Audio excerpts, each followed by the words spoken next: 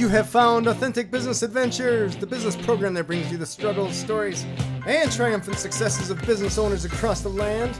Authentic Business Adventures can be found on Facebook, LinkedIn, and all kinds of social media for you socialites out there.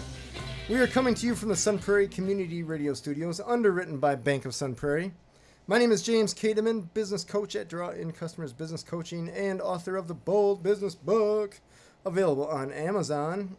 Today, we're welcoming / preparing to learn from Kirsty Blattner, the Aussie Speaker. Kirsty, how are you doing today? I'm great, James. How are you? I'm doing fantastic. So Awesome. Tell me, the Aussie Speaker, that alone you have me intrigued. Right. So why don't you tell us what you do? Sure. So I'm from Australia, hence the name. Sure.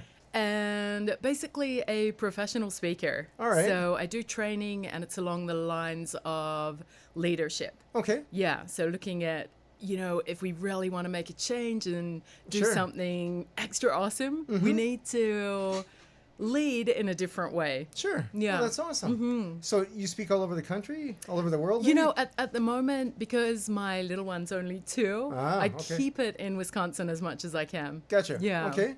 Nice. Yeah. And how long have you been doing this? Since 2014. Okay, so it's been a few years. Yeah. All right. So now, how big of a deal is it to go from zero, essentially, to getting enough paid gigs to pay yourself? Oh my goodness. I mean, for me, I almost feel like I should write a book entitled Don't Do What I Did. Speaking in general, or just the path to success kind of? Just because I went into business because I really had a passion for what I was doing. Sure. I had absolutely no business sense. So okay. literally to the point of not even knowing what networking was. Sure. So Well, just the word, the phrase, yeah, the action. I'd never heard it before. It's like a whole new world Sure. to me. Oh, that's awesome. So for me, it was a huge deal. It was almost magical, Right. like, wow, you can make money, doing something that you love doing. And I think growing up, that wasn't something that was instilled in me. Oh, it interesting. was, Okay. work hard Sure. and have a safe government job, and that's how the world works. Sure. Work is a pain in the butt, so Yes. you do that so you can do things outside of work. Sure. Yep. Gotcha. And now you've learned that is not the case. Yes, It doesn't definitely. have to be the case. Right. Nice. Yeah. So what made you decide to go off on your own and start speaking? I think it was an accident. Okay, that's all right. So I started off, let's see. So first of all, I was an outdoor ed instructor, kind Okay. of like for Outward Bound. Oh, really? Similar, Okay. similar company in Australia. Okay. So I did that for a couple of years, loved it, and it was also like Groundhog Day, Uh-huh. right? So for 10 months of the year, you're sleeping in a tent, Okay. and as fun as that is, you can't have a normal life. Right. So then I got into teaching, and I was Okay. teaching middle school kids, Oh, and loved that. It was a lot of fun. sure. And for me, there was just something missing. I Okay. didn't know what it was. Sure. I loved the kids. Just kind of looking for something else. And it was during that time when I was teaching that I was teaching in a really small, like remote area in Australia. Sure. And when someone was sent away to do presentations, there was normally just one of us. And then that person would come back and present to the others. Okay. So it was during that time that I first came across PowerPoint. Oh, the program? Oh, funny. It was miraculous. Sure. What And is it was this? right. And it was during that presentation. So it was a conference on dyslexia Oh. and presenting to the other teaching staff. And that was my first taste of, wow, I really enjoy speaking and presenting Sure. and helping others to learn. So it took me a lot of years after that to figure out what on earth I was doing and to sort of get into the field. But I Okay. think for me, that was the first moment, that sort of glimpse of, wow, this is really cool. Sure. Oh, that's awesome. So when did you move from Australia to the States here? It was 2011. Okay. All right. So you moved up here, and was the intention to start your own business up here? No, not at all. So basically, my intention in coming here was to be with my now husband. Okay. And at the time, we were dating, and to get over here, it's really hard. Is it? Okay. Yeah, so I decided to come over on a student visa. Okay. So I studied at Madison College, and the intention was to just, see how I liked it here, see how our relationship developed. Sure. And again, through this sort of awesome roller coaster, if you like, Right. I found my way into health coaching. Okay. And it was through there that I came across another course it was called Transformational Coaching, and it's Okay. using neuro-linguistic programming, which Oh, NLP. Sure. yes, so I'd already studied that 10 years earlier, and it had just kind of been sitting on the sidelines. Sure. And that was the pivotal moment of, Uh-huh. okay, now I remember how much I love this, Sure. and this is what I want to do. This is my focus. Interesting. Okay. Yeah. All right. So then at that point you said, hey, I'm going to make a business doing this? Yes, Or is there definitely. No, it was because the course was, I think it was a year and a half. And so during that time, it does give you a few business skills. Sure. And for me, it was the excitement and the passion of that way of learning Sure. that I really wanted to get across to other people. So although I didn't really have an idea of how that would work, Right. I wanted it to work as a business. Gotcha. Okay. So you're just like, I want this to work. Let's make it happen. Totally. All right. So what were the first few steps that you took to get it going? So, first of all, for me, I love creating things, right? So I could sit all day forever just creating, Sure. PowerPoints and pretty looking infographics. And Oh, yeah. so I think the biggest mistake that I made was thinking that I had to have everything perfect. The sure. website perfect, Sure. the infographics perfect, the whatever, the flyers, the brochures, Perfection is good enough worst enemy, right? Yes, right. So I spent all this time, and I don't know how I expected customers to come. Sure. I think I was kind of waiting for them to knock on the front door, considering it was my house. It was Right? pretty Just unlikely. randomly. We're going door to door seeing if you guys Yeah, speaking. right. I know, it was crazy. So I think initially for me, the first step was, with the excitement, creating these programs, creating these things. And although it wasn't smart in a business sense, Sure. it was for me what I needed to do to gain direction and insight into Okay. what I wanted to be doing, Sure. doing. Sure. Fair enough. So at the time, your relationship presumably was going well. Yeah, yep. And so were you able to convert your visa to whatever it Yes. is? So in 2013, we got married. Okay. And from that point, it's, what is it called? I'm a legal alien. Okay. Nice. Illegal. Right. So it still takes, it should be coming up now. It's 5 years. And then Oh, I can wow. apply to be a U.S. citizen. So I'm legally in the U.S., can't Okay. vote or become a U.S. citizen. I believe it's next year when I can Okay. do that. Yeah. Gotcha. So there's a whole process. Yeah, it's a huge process. Interviews and really in-depth questions about your life. They're basically trying to dig around just to make sure it's not a fake relationship. Gotcha. Yeah. Okay. All right. So you just mentioned something like, oh my gosh, the guy leaves laundry everywhere. Right. You're like, oh, okay, this is totally real. Right? Yeah, it's funny because a lot of people think, oh, once you're married, it's fine, Sure. but it's really, we had to get a lawyer and it's a lot of paperwork, a lot of finances. It's Sure. quite a process to get through. Yeah, I imagine Yeah. that's presumably not getting much easier. Right. Oh my goodness. Yeah, that's Interesting. for sure. Sure. So tell me, what kind of places or people do you normally speak to? Is it companies? Is it schools? Yeah, that has changed so much from when I first started.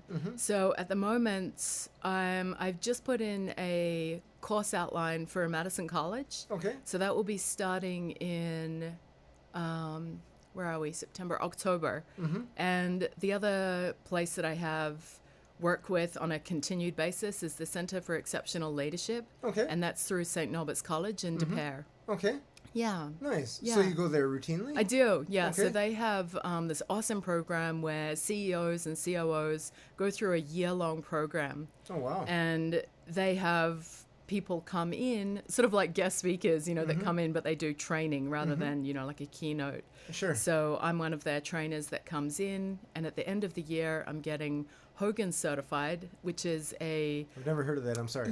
a lot of people haven't. I hadn't heard of it either. So from what I've heard, it's people are more familiar with Myers-Briggs. Oh, sure. And it's kind of different. It's more on Gotcha. values. Okay. And when I looked it up, I was quite impressed with the companies, that use that. Sure. But they're looking at let's make sure we're placing people in the right position to utilize their value system so that they're going to stay and that they're going to really enjoy the work they're doing. So like disc profile or one of those exactly. psychology, Yes, type. yes. And the thing I love about what they're doing through this course is that they take the test at the beginning of the year and they come back to it. So they use that as their foundation. Oh, interesting. Yeah, really looking at getting the most out of it rather than you're doing a test on one day and it's saying one thing and that's it. Right. Yeah, so for me, that's kind of fun. Gotcha. So they're making a conscious effort to change something that they feel needs to be changed? Yeah, so really looking at, okay, if this is what it says your strengths are and this is what it says your weaknesses are,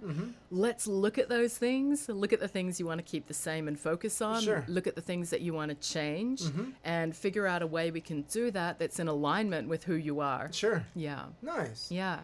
Awesome. So your husband now, at what point did you tell him, hey, I'm going to start my own gig, running around the state speaking about leadership and stuff like this? That's an interesting question. And for me, it was really difficult because I'm the sort of person that sees a shiny object and will go and chase it. You know, I moved in an instant over here, like, let's just sell everything and come over, you know, it'll be fun.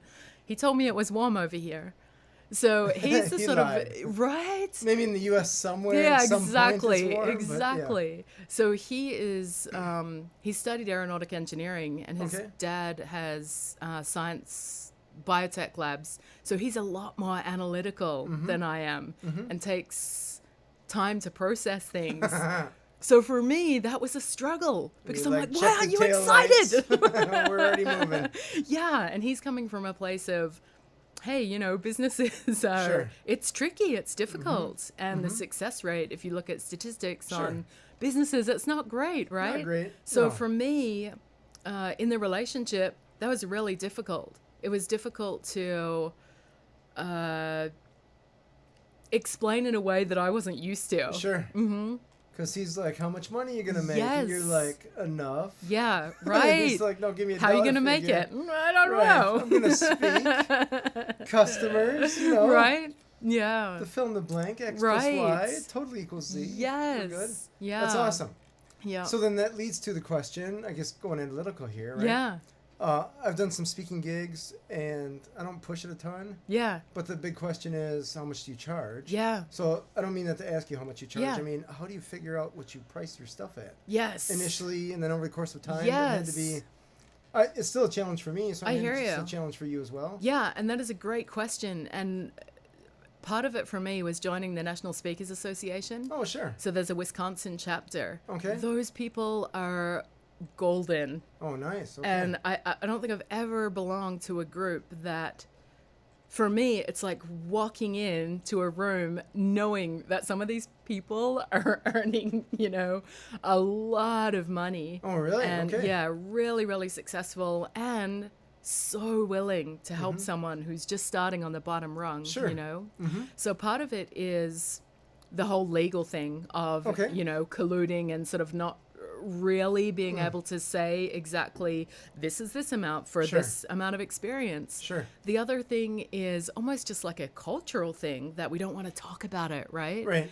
And so it's finding those people that are willing and open to say, hey, listen, these are kind of the base guidelines. Sure. So in your first year with this amount of training and this amount of experience in this area, X number of dollars is what is pretty much is reasonable. is expected. reasonable. Okay. Yes. And the other thing is, you know, mentoring. So getting someone to mentor you and them sharing their experience with you. Sure. Hey, when I was at this level, this is what I charged.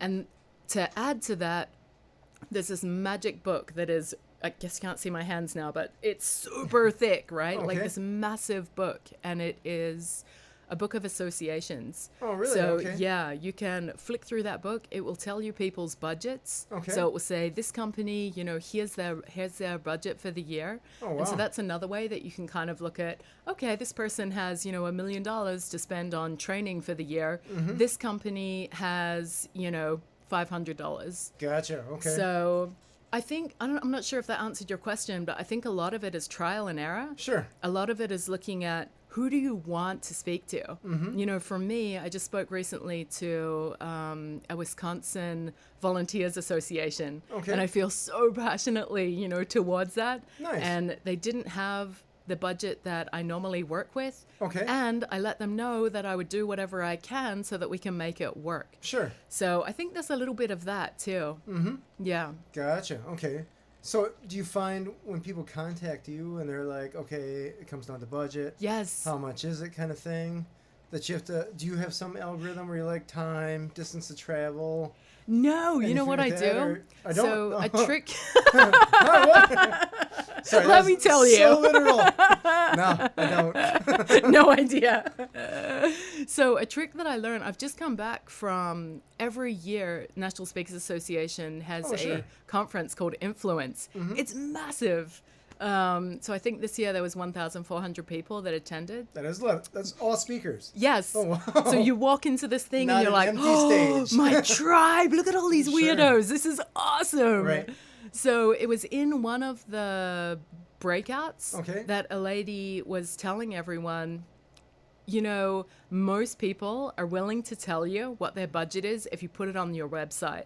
So I have a form on my website. So when you Okay. go on there and you're looking for a speaker, you'll click on, and there's maybe 10 to 15 questions, and they have to be done before we have a phone conversation. Gotcha. One of those questions is, what is your ideal budget? Sure. So sometimes people won't tell you. A lot of the time they do. Okay. And so then you can make that decision.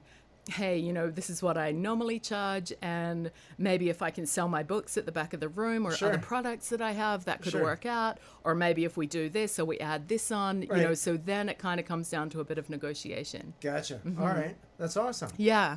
So locally in Wisconsin here, Yeah. I imagine you have a little bit of competition. Yeah, And I imagine there's national speakers that come to Wisconsin that you have to compete with. totally. So, but there's also no two speakers are the same. Yes. Whether in message or certain niche that they're aiming at. Or Yes. just delivery. Right. And Yeah. that's what I love, because I haven't come across one person yet in the National Speakers Association that has that sort of competitive thing, like, I'm not going to share Sure. with you because you're going to steal my business. Right. Because speaking, I mean, like anything, right? It's so personal. Oh, yeah. So my message, even though someone else might be speaking on leadership, the way that I come across and the way that I do it and my unique training and products is completely different to someone else. Oh, absolutely. So is our budget, Yeah, right? And even right. who we want to speak to. Like, my ideal audience is going to be totally different to someone else's. Sure. I love doing trainings. Other people prefer keynotes. They're more prestigious, right? Okay. I love the training. I come from a background of teaching. Sure. So for me, that's my thing. So yeah, there are a lot of other people, and there's no one like me. So I feel that that's the key, is Sure. really honing in on what is it that makes me me? Sure. What am I offering that isn't just a template someone else can put their name on and teach Right. the same stuff? Right. Yeah. So when you say there's keynote versus Training. training. Yes. So training would be multiple presentations? Yes. So training is, so for whatever reason, keynotes are paid more. Oh, And, really? Okay. Yeah. And It trainings. sounds fancier. Huh? Right. So it's really funny because the keynotes are less time and they're paid more. So for me, it's just a prestige thing. You I'm know? just going to make a note here Yeah, to make sure I do right. keynotes. Right? Keynote tick. Don't train them, keynote them. Okay. So then there's trainings and breakouts. Okay. So sometimes they'll get you to do both. So the one I've got one coming up in October and September. Okay. And it's keynote and then a breakout session. Gotcha. So there's a couple of hours in between. They've got their big annual conference.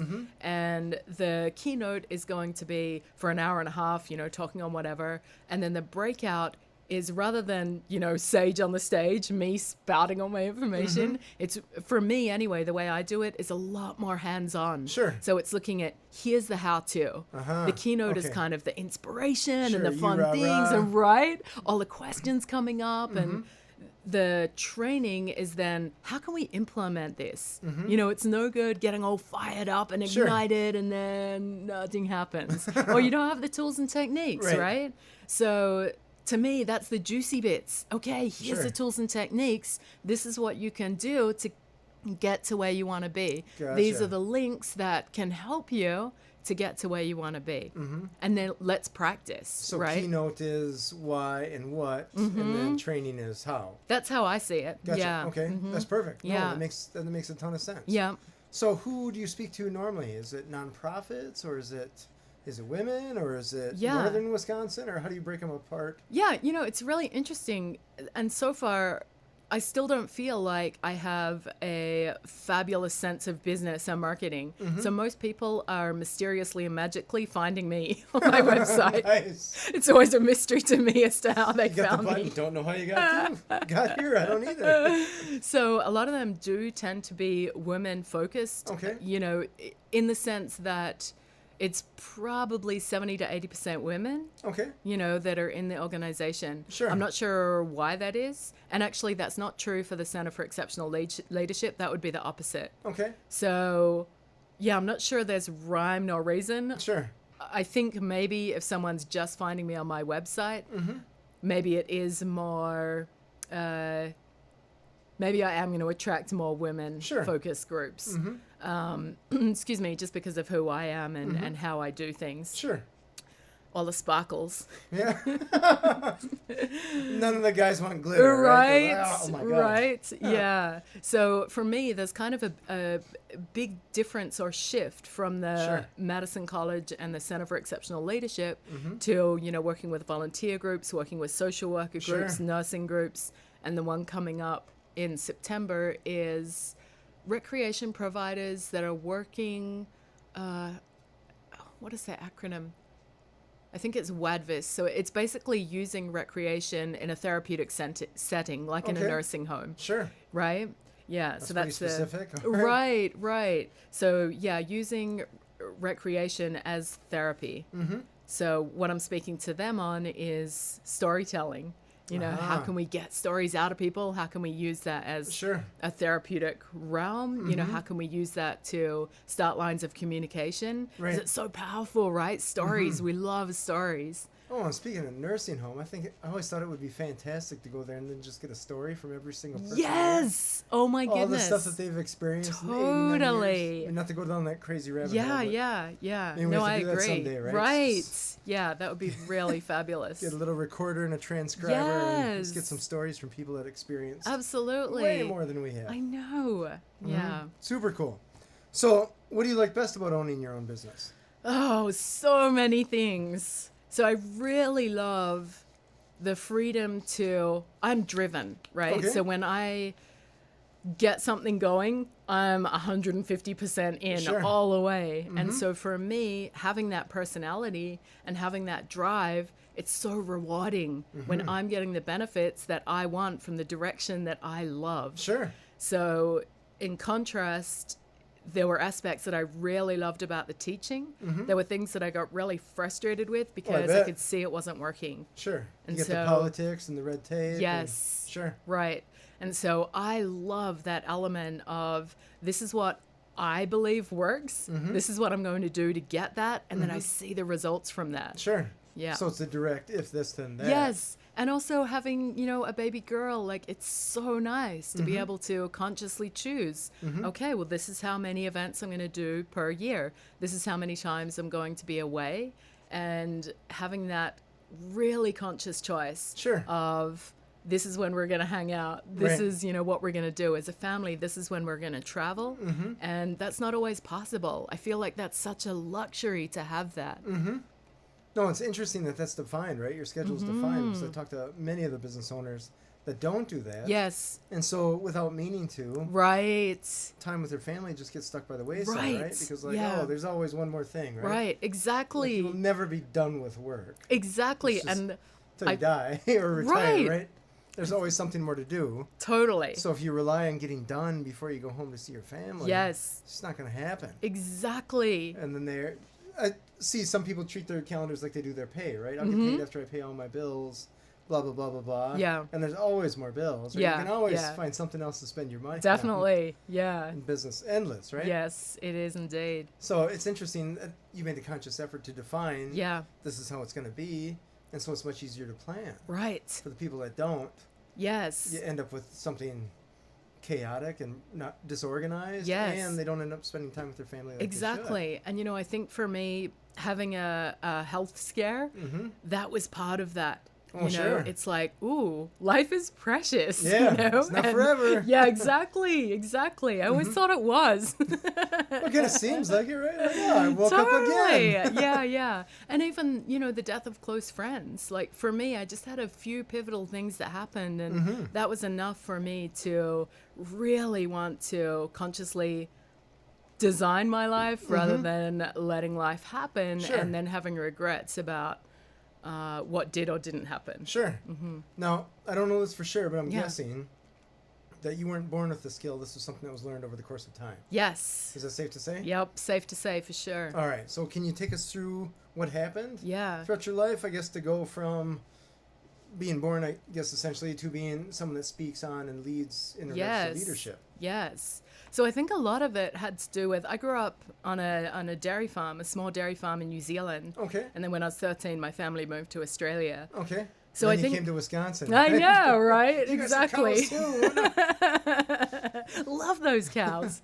I think for me, growing up, there was a mindset that things worked in a certain way. And I think I bought into that. And at some stage during my life, I started questioning that. I started thinking about, well, these two people both had the same circumstance. Sure. And they had really different outcomes. Uh-huh. And a lot of self-help books, Sure. right? I was like a nerd. Like, I love going into the bookstores, and I Sure. would just like devour them. And, you know, some of it, I didn't necessarily agree with all of it, and I Sure. would just pick out the bits that worked for me and, you know, forget the rest. So then going on after teaching, so after I decided that I wanted to get out of teaching and had no idea where I wanted to go, Sure. that's when I discovered my first neuro-linguistic programming course. Okay. And for me, that was the key. That was the moment that I was Sure. like, oh goodness, a lot of this is so common sense. Right. And it's stuff that most of us already know and we kind of forget. Oh, absolutely. Right? Right. Or it's when somebody says it, we're Yes. like, oh, that makes sense. Yes. That we didn't necessarily get taught that. Right. Right. And Just so- like someone saying that the door is rectangular. Exactly. Well, I guess it is rectangular. Yeah, but I haven't thought about it for a while. Yeah. Yeah, So, exactly. I love neurolinguistic programming. Yes, 'Cause it me seems too. It's so easy, Yes. and it's putting you in charge Yes. of your beliefs instead of having your subconscious do it. by default. Definitely. So you're like, and you can ask questions like, why do you have that belief? Yes. And it yes. gets people thinking like, why do I have that belief? Exactly. So I'm just in the process now of creating I think it's a 60-pack of limitless leadership cards. Oh, and they're wow. all based on neurolinguistic Okay. programming. So Nice. they have a photo on the front, and then those questions you're talking about is what's on the back. Sure. Oh, And again, nice. it's not rocket science, right? Like, you'll read it and you'll think, you know. But it gives you that pause for thought. It gives you that, oh, I actually have a choice in what's Right. going on here. Huge. Yes. Huge, right? Yes. And for Beliefs me, and choice and all, yeah. that was magic. Like, that's the difference between having a life that maybe some people, as you were growing up, expected you to have, or you expected yourself, Sure. to designing and creating a life that you love. And for me, business did not come easily. Okay. And there were a lot of things that I struggled with. And so I used that neuro-linguistic programming Sure. to get me through. Otherwise, I would have Nice. given up, right? Ah, Because sure. it's hard. Totally hard. So the learning part for me mainly was the neuro-linguistic programming. Okay. And then, you know, going to seminars, trainings, Sure. whatever along the way, seeing other speakers speak. I love the learning. I love, you know, you'll see something and it just sparks your interest. Sure. Or you might think, wow, I know that. I knew about that. Sure. And I never even thought that was something people needed to know or wanted to know. That's nice. Yeah. Cool. Do you have a favorite speaker that you've heard speak? Ooh. Gosh, so many, especially after coming back from Influence, Sure. my goodness. But one of my favorite local speakers is Jason Katecki. Have you heard of him? Is he the adultitis guy? Yes, Okay, yep, yes, yeah. Yeah, I've So heard of they're a him. beautiful family, and Jason's message is, you know, all about it's so easy for us as adults to take ourselves very seriously. Sure. And we have all these rules that, again, when we analyze, when we're curious and we ask those questions, don't always make sense, but we've got into a habit of doing them. Oh, absolutely, yeah. Yeah, the habits will form whether you're aware of them or not. Yes. It's just better to be in control and make a conscious effort to decide what habits you want. Yeah. Totally. I get that. Yeah, Jason's got an interesting message. Yes. I look at my 4-year-old sometimes and I'm like, well, is there an in-between? Maybe let's aim for like an 8-year-old. Yeah. Versus going all the way down to 4. Right. He's having a tantrum on the floor. Yeah, right. Mine started that already. You're at an ice cream store. Why are you crying? Seriously. You came to the place that is the most magical place. Yeah, You can't cry here. Right. There's no it's not crying. allowed. There's No a crying in the ice sign. cream. Yeah. People come here exclusively to stop crying. Or maybe typically, whatever. Yeah. What is your least favorite thing about owning a business? Definitely the business side of business. Okay, so paperwork and stuff like that, or sales, or all of the above. So Okay. my biggest struggle is the marketing. Okay. And I'm looking at that and really finding out ways that I can do that are in alignment and don't seem like such a struggle. And I'm not there yet. All right. So really looking at that means that you have some beliefs about sales. Yes, I do. You got some head trash there. I do. There's definitely How much time we got here? We can fix this. There's definitely stuff going on there. A lot of limited beliefs. Sure. You know? So looking and the values, right? The values coming in of, oh, I'm bugging someone, or I'm being pushy, or you know, this is just not a good way to be doing it. Right. How do I know? Right? So assumptions. It's not pushy. You're just helping to make a decision. Yeah. And clearly most people need help making a decision. Right. Right. So interesting. So that means that either you had some bad experiences with salespeople, or you bought into the notion that sales universally is bad. Or that if you sell, you must be shady or ethically challenged or something like that. Yeah, you know, I think some of it comes down to when I've had a sales experience and I've felt really uncomfortable. Sure. And so some of it's from that, and knowing that I don't want to do that same thing to other people. Sure. Yet that's not the only way, right? Certainly There's not. a million different ways, and you Definitely. can do it in a beautiful way.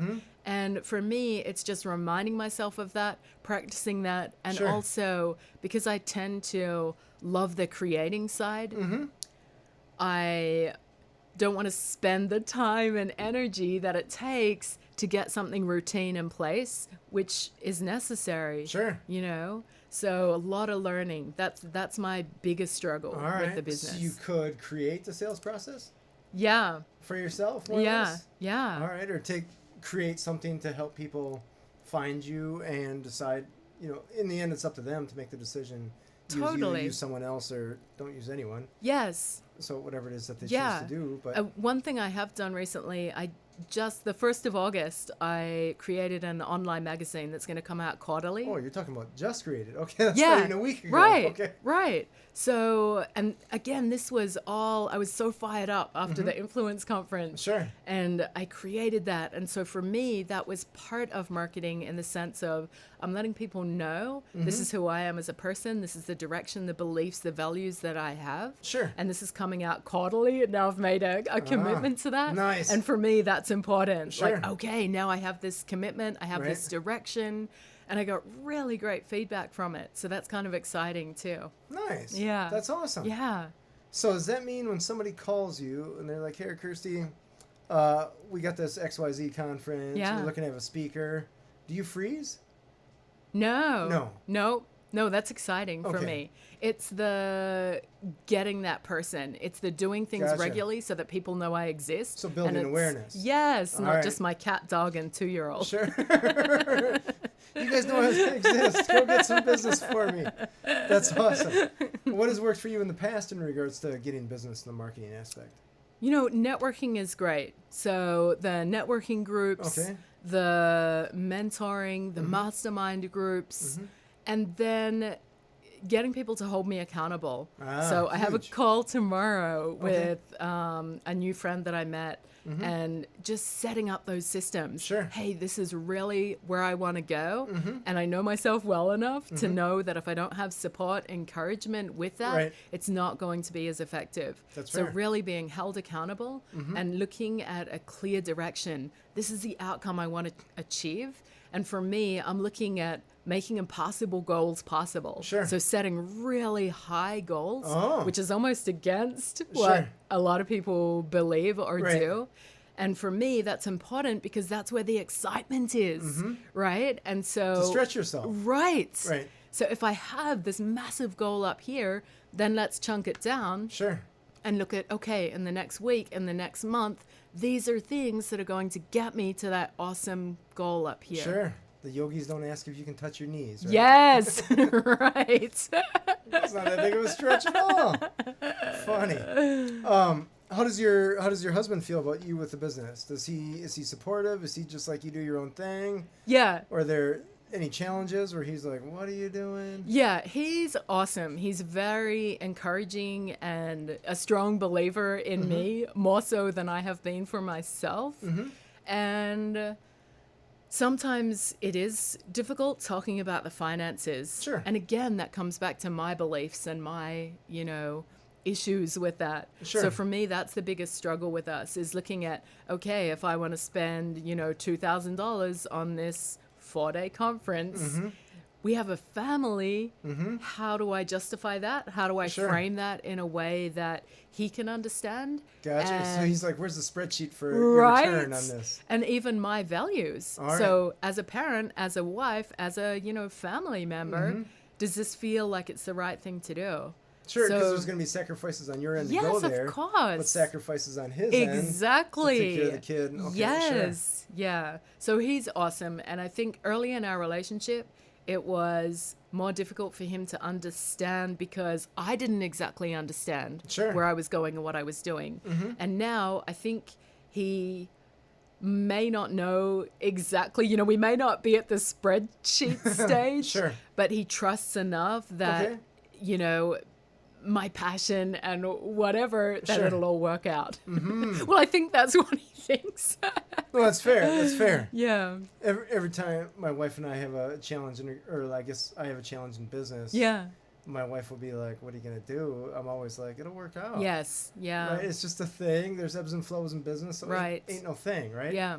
Yeah. And she's more like security is her big thing. Yes. So she wants that certainty, Yes. right? And I'm like, I'm certain it'll work itself out. Yes. And she'll ask a question like, "How?" Right. I'm like, I could dictate to you what I think is going to happen. Yeah. But chances are that when I do that, it's unlikely that it will Right.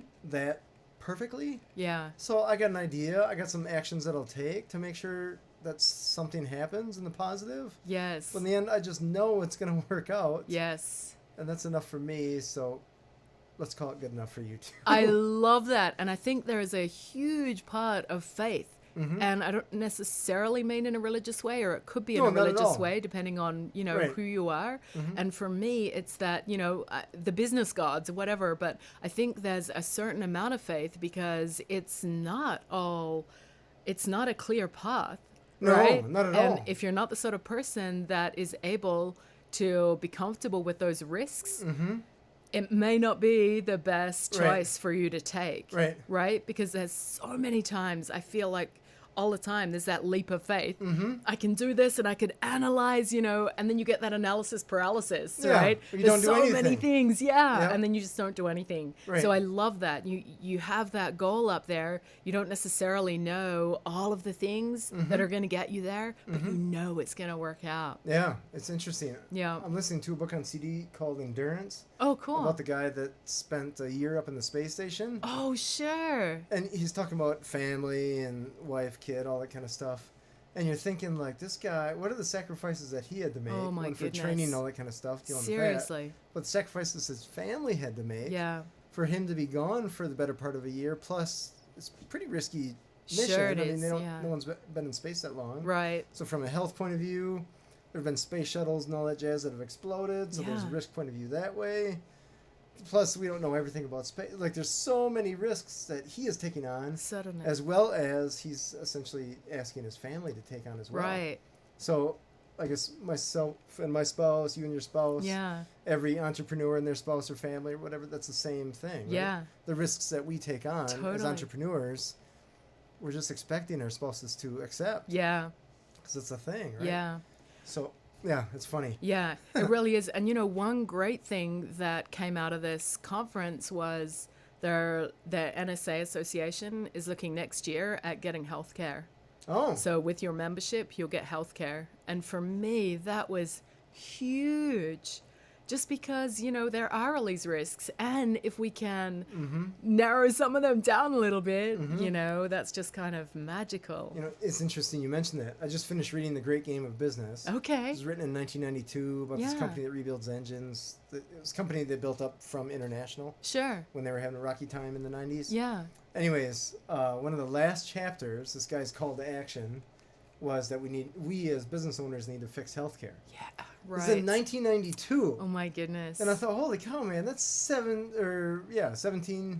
years ago, if I Yeah. can work out my math here. Right. So 16 years ago, this guy was like, forget everything else, let's Yeah. just fix this healthcare thing. And in 16 years, that's the biggest hang up that I Yeah. see for people starting a business. Right. They're like, can I afford to do it financially? Yes. If your spouse or if your parents, if you're young enough, Yeah. don't have insurance for you, Right. that's it's on the verge of a deal breaker. Yeah. Or the risk is you just don't have insurance and deal with all that. Right. Right. Like that's crazy that we Yeah. still have to deal with that. It really is. That's without going down that rabbit Sure. hole. Sure. It was interesting. I'm reading this. I had to look at the copyright page. Right. Like, when was this written? Yes. Holy cow. Yeah. He was talking about premiums going up, and I was like, oh my gosh. I want to find out where this guy is and see how he feels about premiums now. Right. Because in 1992, they were probably pennies on the dollar Yeah. compared to now. Exactly. But that's all right. Everybody stays healthy all the time, so it's no Totally. problem Of now, course right? they do. It's Yeah. not an issue. Yeah. One of the questions that I always ask my guests is, how do you make decisions? Do you have a Ooh. process? Yes. So I have a wonderful process. Excellent. High five there. Boom. Done. So my dad, at one stage, growing up, probably as a teenager and doing something silly, he said to me, you know, if you make a choice or a decision and it's the wrong one, make another one. Ah. And I swear to you, that has stayed with me for my life, and I use it almost daily. So for me, it's finding that balance between head and heart and really going with what seems like the right decision now. Sure. You can only go on what your experience is Right. and, you know, what you know at the time. A decision I made when I was 17 is certainly now at 43 going to be different. Sure. Right? Presumably. So, I don't- yeah, right. Well, yeah, it's really different because my experiences were different. Sure. So my decision-making process is really taking into account and consideration, okay, this is head, this is heart, let's see what feels like a Sure. good fit there. And knowing that in making that decision, I'm making a decision that is right for now. It's not forever, no Sure. matter what it is. Even when it seems like it's forever, it's not. That's fair. That's fair. Yeah. That's interesting you say that. My wife was just picking out a car. Yeah, yes. And she was trying to figure out which one she's going to get. And I was Yeah. like, holy cow, this is taking a long time just for a car. But in the end, I guess that's interesting you say, because she treated it essentially like it was forever. Yes, And yes. no car is forever, man. Right. But isn't that like subconsciously, sometimes that's what we're going through and we don't even realize. Sure. And so subconsciously we're making all these decisions and, you know, again with that analysis paralysis, well, what about this? What about that? What if this? Blah, blah, blah. And at the end of the day, it's good to look at some of that. And if we look at too much of it, too much of the time, Right. we're never going to make a decision. Right.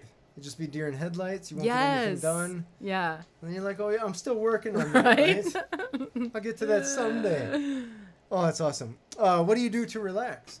Ooh, I love relaxing. So I'm in the process of reading a book at the moment called The 4 Pillars of Health by Dr. Chatterjee. Yeah. And one of his huge things is that we don't relax enough. Fair. And so really making that a priority. So now on my phone, you know, on my schedule, I make sure there's 20 minutes to half an hour daily. Oh, that's awesome. Right? And scheduled relaxation. Right, That's incredible. know. Isn't it crazy? And the thing is, the way I look at it is if relaxation happens, you know, above that, which on the weekend, ultimately it does. Sure. Again, that conscious decision of this is our family time, you know. Right. The thing is, I don't want to leave the weekday to chance because I have that tendency to get so excited and get carried away, and then whoops, you know, and then I get stressed. So that is perfect, man. That is a tidbit that people got to take away from this there, right?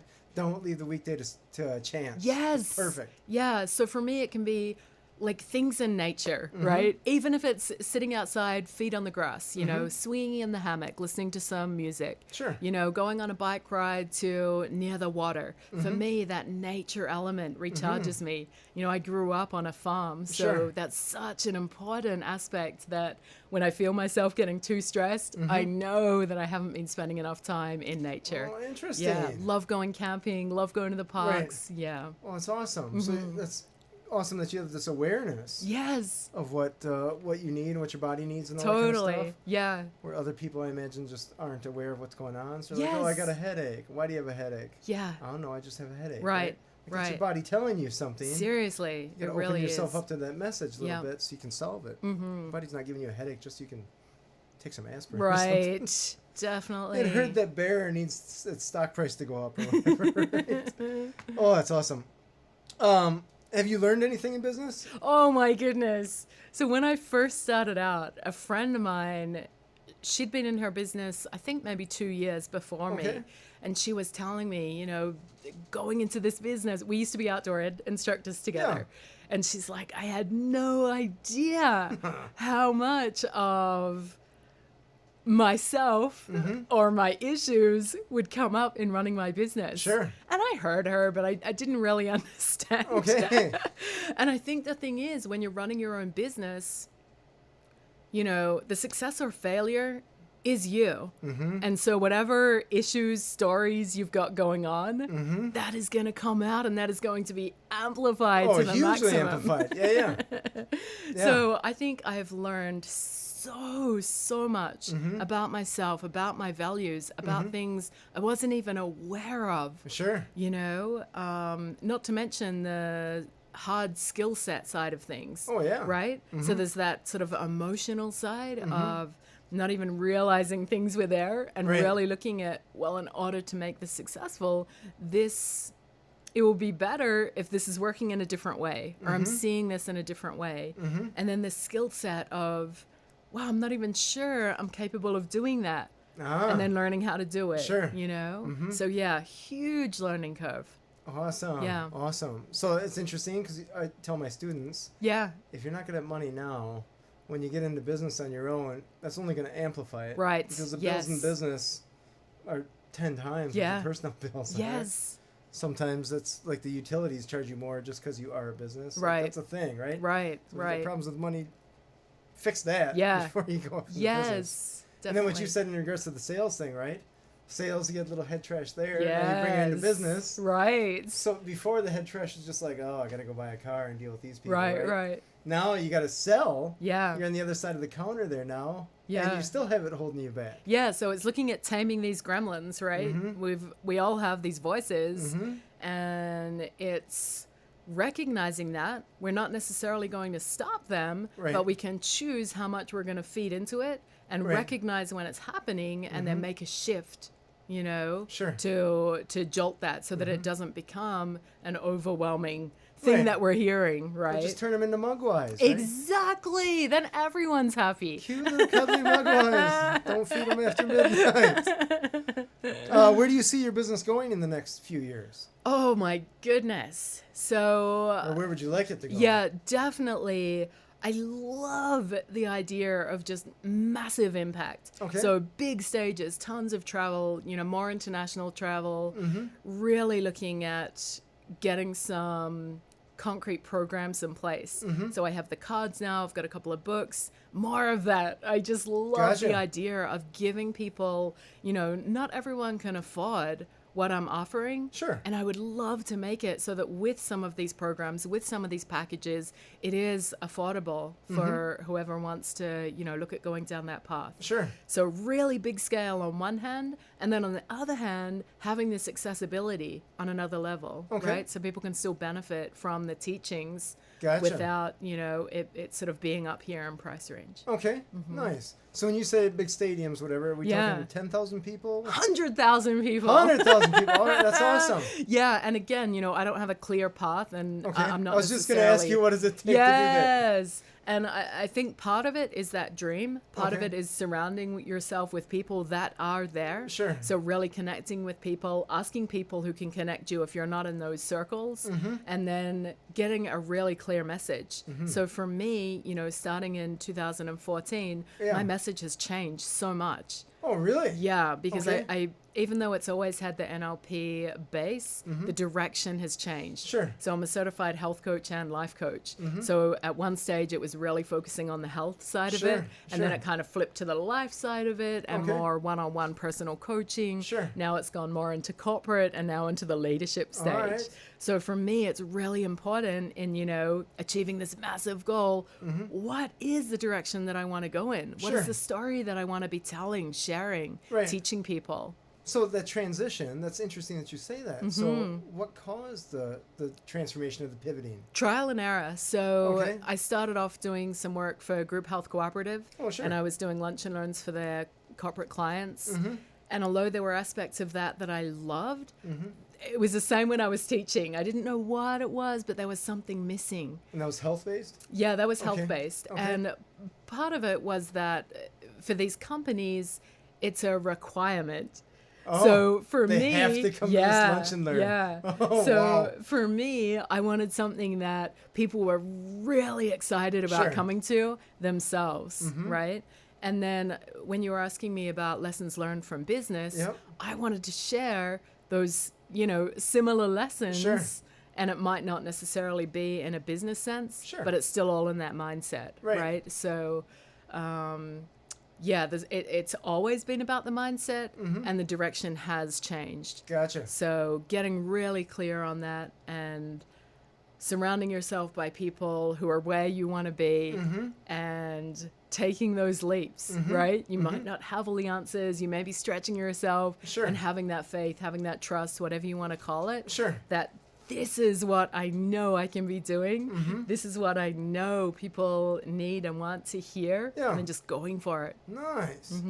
So do you still do one-on-one coaching? I do, but pretty rarely. I've really cut back on that. Gotcha. Yeah. So it's mainly because the speaking thing, it's tough to do both. Exactly. It really is. Yeah. So now I just look at 7 clients per year. Okay. And then the rest of it is corporate. Gotcha. Okay. That's awesome. And so now, is it tough to sell the corporate stuff? Or is that a bigger... No, I've found, again, it's like that magical thing of people contacting me. Sure. So...